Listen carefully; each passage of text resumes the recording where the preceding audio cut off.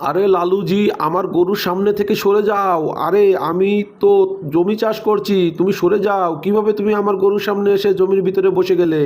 আরে তুমি আমার নাঙলের সামনে এসে বসলে কেন? কারণ কি? কারণটা তো বলো। আরে মোদিজি, সব জেনে বুঝে তুমি না বোঝার ভাব করছো কেন? মোদিজি, কালকে তুমি আমাকে কথা দিয়েছিলে যে কালকে সকালে তুমি আমার জমি চাষ করে দেবে, কিন্তু তুমি আমার জমিতে না এসে বাবা রামদেবের জমিতে চাষ করছো কেন? আমার জমিতে চাষ করতে আসলে না কেন সেইটা বলো। লালুজি, তুমি আলতু ফালতু কথা বলো না। আমি তোমাকে কালকে কি বলেছিলাম? আমি তো তোমাকে বলেছিলাম যে কালকে সকালবেলায় আসবে আর দুজনে গরু আর নাঙল নিয়ে গিয়ে মাঠে তোমার জমি চাষ করে দেব। কিন্তু তুমি তো সকালবেলা আমার বাড়িতে আসলে না। আমি সকাল 9টা পর্যন্ত অপেক্ষা করে বসেছিলাম তোমার জন্য। তারপরে বাবা রামদেব আমার বাড়িতে আসলো আর আমাকে বলল আমার জমি চাষ করে দেবে। চলো, তখন আমি বাবা রামদেবের জমি চাষ করতে চলে আসলাম। আর আমি বাবা রামদেবের জমি যখন চাষ করছি তখন তুমি নাঙলের সামনে এসে বসে গেলে আর বলছো আমার জমি আগে চাষ করতে হবে। তুমি সকালবেলা কেন আসলে না? কেন আসলে? চলো মোদিজি, ঠিক আছে, লালুজি আপনার বাড়িতে আসেনি ঠিক আছে, কিন্তু আমি তো সকালবেলা আপনার বাড়িতে গেছিলাম। আপনি আমাকে বললেন কিছুক্ষণ পরে আসো, আর আমি এখন এসে দেখছি আপনি বাবা রামদেবের জমি চাষ করতে লেগে গেছো। রাহুল, তুমি যখন আমার বাড়িতে গেছিলে তখন ওটা সকাল ছিল না।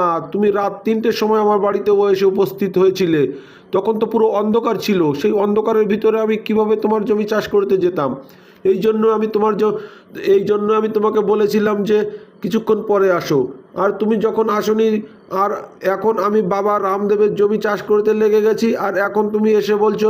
আর ভাই লালুজি, তুমি তো আমার বাড়িতে আসোইনি। আর তুমি এসেছো রাত্রি 3টের সময়। আর বাবা রামদেব তো সঠিক সময় আমার বাড়িতে এসে পৌঁছে গেছিল। তো আমি সকাল 9টা পর্যন্ত অপেক্ষা করেছিলাম। তারপরে বাবা রামদেবের কাজ করতে চলে এসেছি। আরে লালুজি, এখন তো তুমি সামনে থেকে সরে যাও, মাটিতে বসে থেকো না আর। এখন তো বাবা রামদেবের জমি হাফ চাষ হয়েই গেছে। ইনার জমি পুরো চাষ হয়ে যাক, তারপর তুমি তোমার জমি চাষ করিয়ে নিও।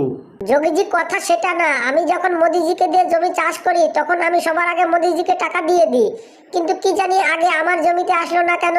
দেখো, একদিন আগেই তো আমি মোদিজিকে বলে দিয়েছিলাম, কিন্তু তাও আমার জমিতে না এসে বাবা রামদেবের জমি চাষ করতে এসেছে। সকালবেলা আমি নাই বা আসতে পারলাম, কিন্তু আমার জন্য তো একটু অপেক্ষা করার দরকার ছিল।